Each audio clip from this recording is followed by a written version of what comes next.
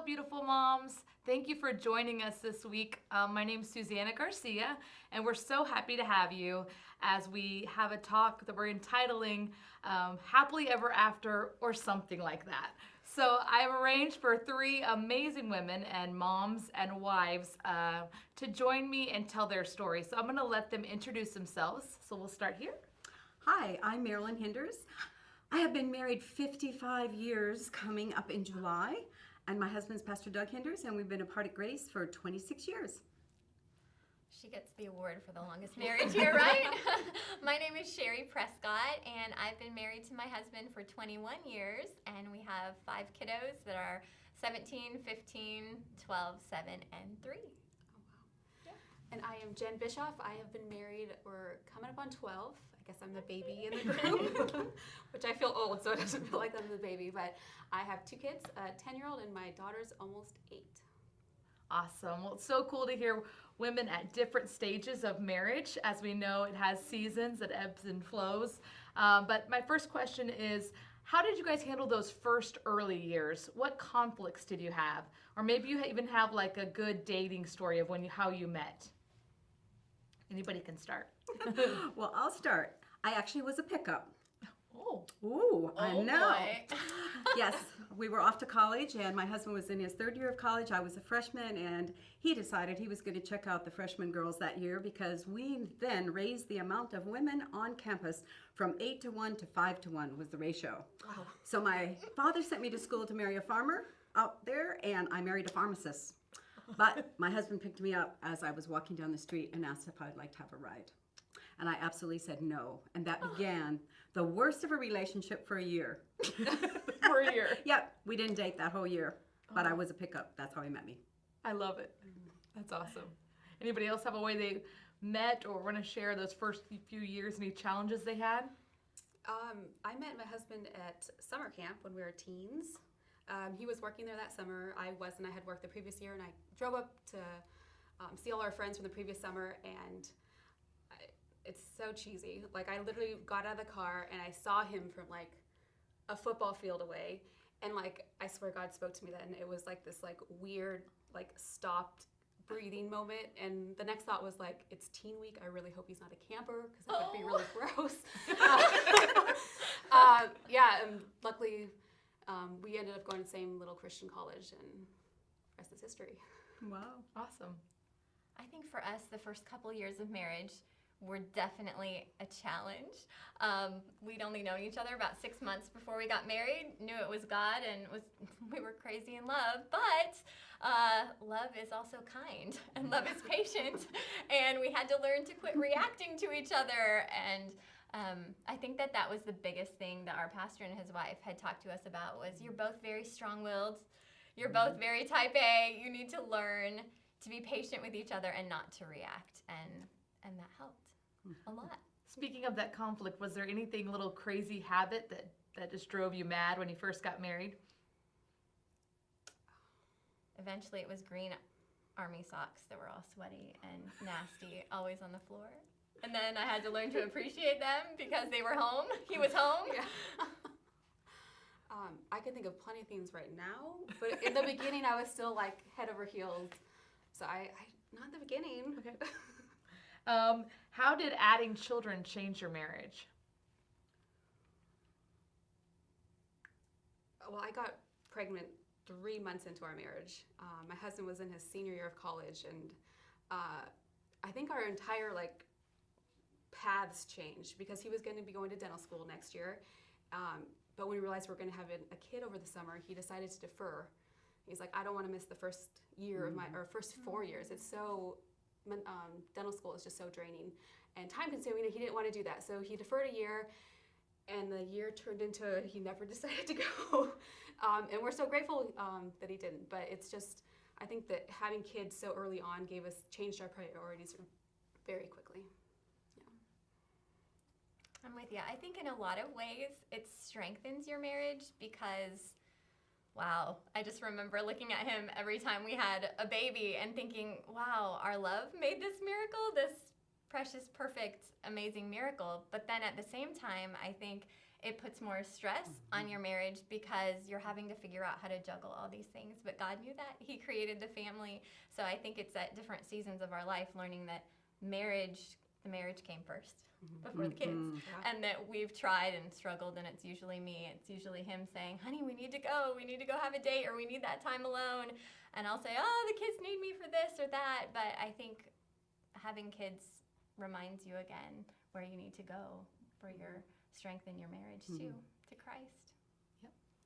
Yeah, and we had our first baby when we came into the military. We were married a few years before he actually got drafted into supposedly the Army. He got an occupational deferment for a few months as a pharmacist. So we didn't have any children the first year of the military, and we were really party people. We were never Christian until we went to Europe. And we had our first baby in Cheyenne, Wyoming, and it literally turned our world upside down. Because at the same time, my husband had back surgery. So I was left alone in Cheyenne, Wyoming with a 6-week-old baby while he was shipped to Scott Air Force Base in Illinois to have surgery. And it was just a very difficult time for us. So our 5th year of marriage was the year my bags were packed, and I was actually leaving my husband. We were about to have a divorce. So ladies, I'm telling you, if you persevere and hold on, you can make it through it. But it takes a lot of prayer, a lot of forgiveness, and a lot of love. I love that. A lot of people hear 50 years married or 55 years married, and they don't realize how you got there, that it wasn't just rainbows and love notes every day, but that there's some challenges along the way. So I appreciate the honesty. Speaking of love, how important is sex and intimacy to a healthy marriage? It's number one. Especially for a man. Yeah. I don't know if you've ever read the book called His Needs, Her Needs, but a man's number one need is sexual fulfillment, and a woman's 5th or 6th need is down the list as sexual fulfillment. So there's definitely an ebb and flow that has to be there, but it's so important. And I have to just tell you, I have a really fun little thing. I have a smiley face on every Friday, and that means that my husband knows sex is coming. You have to schedule it. I mean, ladies, we are so busy. If we don't schedule sex at least once a week, it doesn't happen. Right. I told my husband I was going to tell this story, so he said it's fine. But then you can have intermittent, spontaneous sex also, but scheduled is really important so you don't miss those times. I think that's what kept our marriage 55 years, guys. Yeah. Yep. And I think the busier that we become, especially with children and life and careers and all these things, I know for me personally, when we're intimate and together in that way, it reminds me that I am his wife. Yes. And that I'm not just a housekeeper, or I'm not just someone chauffeuring kids, and I'm not just, anyways, it reminds me that he's the most important thing in my life on this earth, and that's really important. Well, I was hoping this question would come after the trials, because it would be an easier segue. Time-wise. Okay, about 3 years ago, I was in a serious accident. Couldn't walk for multiple months. And during that time, I found out my husband was having an affair, which was the worst thing. Like, I was like, oh, great, I can't walk. Who cares? Like, now I'm, like, going to be homeless and I can't walk because I'm leaving you for sure. Like, thankfully, God calmed my spirit, because I'm a fight or flight kind of person. I'm like, let's do it. And we made it to our 10th year anniversary, and we renewed our vows. And then a couple months after that, I actually found out he's not just was having a random affair, but he's actually a sex addict, and it runs in his family. And so sex is a triggering topic for me. And it's I think we've really had to appreciate, like, the intimacy part being not just sexual, trying to find a different way to connect. And honestly, we connect more emotionally, intellectually, more than ever, because of all the therapy and the support groups that we go through, and all the conversations you have to have when trouble happens. So it's brought us closer together in so many ways. And my sex life is, I don't want to say bleak, but it's under construction right now. So. And that's okay. There's going to be seasons like that too. I know I have 3 little ones, and for me, sometimes I can make a lot of excuses. I can be really good about thinking like, oh man, I just need to go do the laundry, or I have to work tomorrow. I am so tired. The last thing I want to do is, and so, Right. but it's not really the last thing, but more just, you put some effort. And so a lot of times I think I have to be like, I have to stop those selfish desires and put my spouse's needs ahead of mine. And then, in the end, I'm like, I'm so glad that I made that choice, because I do think it keeps you connected. But I think as moms, it's really easy to get distracted in this season from that. But it's such a vital, important part of marriage. Let's move on a little bit to a different topic, but we're going to talk about how do you and your spouse connect spiritually? Like, what is a way that you guys have a deep connection and push you guys towards a stronger relationship with Jesus? I guess I'll start. Yeah, sure. So we have a morning devotion, and then at night, right after dinner, we have another quiet time where we pray together. So I think that's really helped us. But we also love to read books together. So we'll challenge each other by taking some spiritual book and reading it, and then sitting down and discussing it. And it's really helped us grow spiritually, but it's another good connecting point, because we just love to connect reading together, and it just stimulates our old minds. Yep. Not awesome. old, but okay. For us, it's usually praying together, or giving each other prayer requests throughout the week. Sometimes it's throughout the day. He's traveled a lot, so it helps. We can't always be together to have devotions together, and so writing, I'm praying for you this, or please pray for me that, or this scripture, God's really teaching me a lot. What do you think? And those are the things that really help us to grow together in our walk with Christ. Every morning we have our individual devotionals, and it's in the evening that we actually spend most of our time. So we get in bed super early and then talk for like 2 hours. Oh, sweet. Yeah, our therapist gave us, I don't even know what he calls it. He calls it the temperature reading, but essentially a conversation, like an outline of a conversation, to meet each other every night. Talk about your day, talk about your struggles, your personal struggles, what was something you'd want to be appreciated for if maybe you felt underappreciated. It's just a time and a safe spot to be able to voice your own thoughts and concerns. And we do that after we've done a devotional and we've prayed. And then we always do prayer requests at night, like, how can I pray for you right now? I love all those. Those are all really good. I love the book thing, reading a book together. That's a great idea. How do you guys display the love between you and your partner to your children? How do you show that so that they know and they see that healthy marriage for your children? Lots of huggy touchies. Yes. I don't know, my husband is, Yes. that's one of his love languages. Nice. And that's an incredible book. If you ladies have not started reading books, read The Love Language. Because you can be telling your husband 100 times you love him verbally, but if you're not showing it in a way that meets his love tank and filling it, you're just not going to, he's not going to feel loved. So yeah, Doug and I are very huggy touchy. We have been ever since, I guess, we first got married. And that's one of the things our kids go, woo. And my kids are 51 and 48 now, and they still go, oh, really, Mom and Dad? But yes, we love to hug. Kisses on the cheek, kisses on the lips. And before he always leaves to go out the door, ever since we were first married, I always kiss him before he leaves and say, I love you. Because ladies, when he walks into that office, you need to know there's some good looking women there. And so I'm going to look my best, and I'm going to kiss him and send him off with love. I love that. I do too.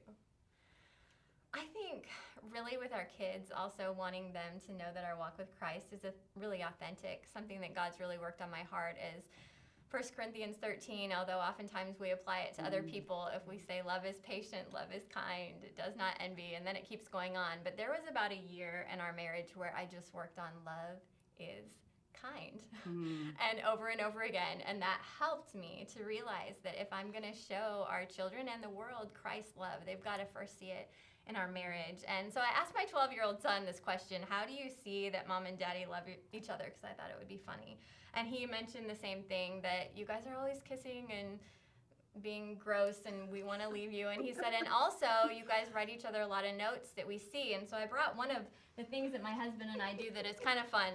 So we have this little whiteboard that I put on the fridge, and This was what my husband wrote to me yesterday. It says, "I love your bobo." So we have a 3-year-old, so we call our bottoms our bobos with her around.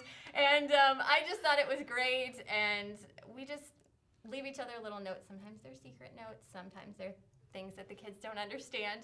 But other times it's just something funny just to know that we care about each other, even though sometimes our paths don't always cross every day for enough time like they should. I think we're going to have all these women running to get dry erase Yes, boards for I their don't know fridge. where I What a got cute this. idea. Maybe love it. Target. Probably Target. Jen, do you have any way that you guys show that? We just moved about a year ago closer to the church, so we could actually participate in groups more regularly. And one of the things my husband and I do is we lead a group on Thursday. They added a marriage intensive, is what they call it. And essentially it's counselors talking on different subjects each week that women and couples that are struggling can talk about and learn about. And so just, I think, showing our kids how we're pouring into other people. We are, they know that we go to see a counselor. I'm looking for one for for my son, because he has anxiety, but just showing that we're supporting each other, I think, and just showing up for each other intentionally every single day. Awesome. That is so great.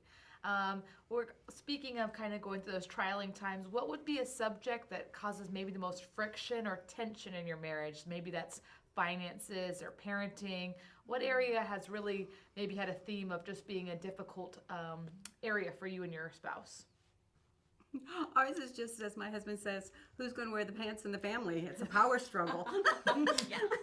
I mean, that is just the biggest thing. I think because he was in the military and he'd be gone for a period of time, and then he'd come home, and then he'd be gone, and he'd come home, and while he was gone, I had to wear the pants. But when he came home, it's like, okay, he's the boss now. And shifting gears was really difficult. And to this day, we have a little bit of that power struggle yet, because we're both very strong personalities, and we both like to be the boss. I can relate to that too much. I think for us, it's being good listeners. We both like to talk, and sometimes, especially me, he'll be sharing something and I start right in and talk over him, or I'm not really listening to him. I'm thinking about what I'm going to say next. And so I think even through 21 years of marriage, sometimes we think that things are just going to poof, they'll be gone eventually. But some things are things that God has to work on us, I think, maybe our whole lives. And so being good listeners to each other and taking time to really think about what the other person is saying and trying to put ourselves in each other's shoes, I think is something we are definitely still working on. Yeah, communication. I think I was just sharing in that marriage intensive that I'm sure anyone that's gone counseling has been like, your counselor's like, say something to your husband and then have him repeat what he hears back. And it is astonishing how different it can be. And I swear sometimes it is comical between the two of us. I'm like, that is not what I said. And then you have to repeat it. It's this back and forth. It's that power struggle. It's the struggle of understanding. It's constant. And it takes constant effort, because you can't just be like, well, we're just not going to understand each other, because then all of a sudden you stop talking to each other. And that's just a recipe for disaster. Those are all good areas to work on. I know also for a lot of our moms, parenting, I know, is one that comes up at my table a lot, especially if you had maybe a different childhood. How you were raised is different from your spouse. That's the case in my marriage, and it takes a lot of just reading, a lot of adjusting, and really honestly reading God's word about how to raise and how to parent and discipline has been a huge thing for me and my husband to find out how we want to raise our children. Do you guys have, speaking of books, any books or resources, podcasts, anything like that that maybe has spoke to you or strengthened your marriage that you can encourage these women with? I think Love and Respect was probably one of the biggest ones for us. Very intensive. It was great as a group study, and I really think that that's really what's kept our marriages together. From the moment we got saved, we started having a small group in our home. And I think having group and community is so important, because it keeps us accountable, it makes us grow, it makes us really dig into God, but really love on each other. So Love and Respect was amazing. His Needs, Her Needs is awesome. Sacred Marriage, oh my goodness, that book is a killer. Yeah, and basically the love languages. Yeah. I really liked You and Me Forever by Jackie and Lisa Chan. I think it taught me more of how God created marriage and why he created it, and that through our marriages, the gospel can be clearly seen, which is amazing. And so I love that book. I also like Adorned by Nancy DeMoss Wolgemuth. One thing she said in there that I wrote down and have read many times is Reverend Billy Graham, amazing evangelist, led so many men and women to Christ all over the world. And his wife, when interviewed one day, she said, I realized that God gave me to Billy to love him. God is going to change him. And it really spoke to my heart too, of just being willing just to love my husband and let God do the work in me and in him. Yes. So those two books have been a blessing. I feel like they've named most of the Yeah, books. there are. I'm like, those are all good. There's a couple I want to write down right now. Yeah. I just had another thing. For people that maybe relate to a need for counseling or therapy, there's a workbook that husbands and wife can do called Love Dare? Love Dare is great. Oh. I'd gift that to a lot of people. Love Dare is wonderful. That's a great book. Also, it's called Intimacy Anorexia for those of us that grew up in unloving homes like me and my husband, which is why we have problems in adulthood. But it's just for people that struggle to connect emotionally and in creating a deeper level of intimacy. That sounds awesome. Yes. Yeah. I think it's and running then- with me, truly. Yeah, that's what I say. Yes. And I was thinking about all these resources. I know that we have women that are in these groups that some of them aren't even in a relationship. They might be single moms, or maybe they've come out of a broken relationship. I'm always surprised. Part of my story is I got married at 21 and ended up getting an annulment. And I always share that to say that we don't even always know the history of how relationships have played out in our lives. And so I wanted you guys to maybe give some encouragement or words of advice to anyone who may be in a season where they're not in a relationship right now, or maybe they've had broken relationships in the past. Listen to Pastor Hal's sermon. That's exactly what I was going to say. Seriously, there was never anything better spoken. So I would say if everyone would just go on and listen to that, it is the greatest tool that anyone single, married, divorced, or just waiting on God for that mate. That's it. We All don't have to right, say well, anything we else. covered it. Great. I know. Go back to that sermon. But really, one thing I will just say is if maybe you're in that season, just because of mine at 21, having that broken relationship, I remember going through 3 or 4 years after that, feeling like I was never going to meet someone that would love me the way I wanted to be loved. And I could have, in that time period, went after guys that probably wouldn't have been the best influences on my life, but I was determined to wait for the person that God had for me. And I believe that is my husband, and it's been beautiful. And so I always say, just don't settle. Right. Don't settle. God has the best for you. Just know that. And they might have a little things that'll drive you crazy. That's every relationship. But there's always, I believe God always has a better plan. So the last thing we want to talk about is what little fun activity. What is your favorite date night spot or fun date night activity that you like to do with your spouse? Well, we don't have a date night anymore. We're so old we have to date all day. So we start in the morning and we have a date day. Go to breakfast, But our favorite date day really is to kind of just pack up a little lunch and go over to the beach and watch a sunset. It's just great. Yeah, simple, cheap, it works. Yes. So now we have 2 teenage daughters who are so kind as to watch their siblings, so we can go out sometimes. We'll go kayaking, sometimes we'll go grab food and have a picnic somewhere, sometimes we'll just go grab coffee.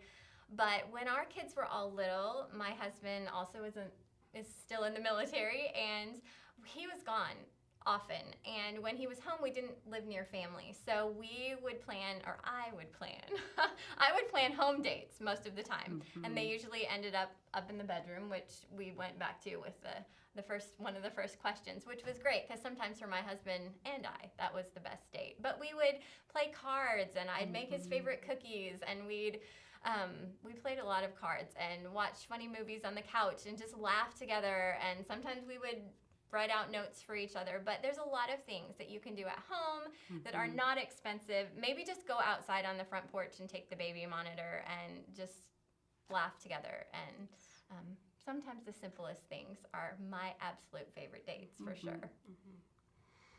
Yeah, my husband and I, we work work schedules are relatively flexible, so we like to meet up. We'll find a park between the two of us and like meet and have lunch there.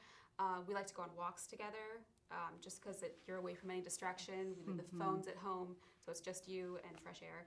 And we love, our latest thing is we love like glass blowing. We've done a couple classes in St. Pete, and we're actually hoping to sign up for like a long-term actuary, or learning how to really, the techniques and everything. So we're hoping to do that together this summer.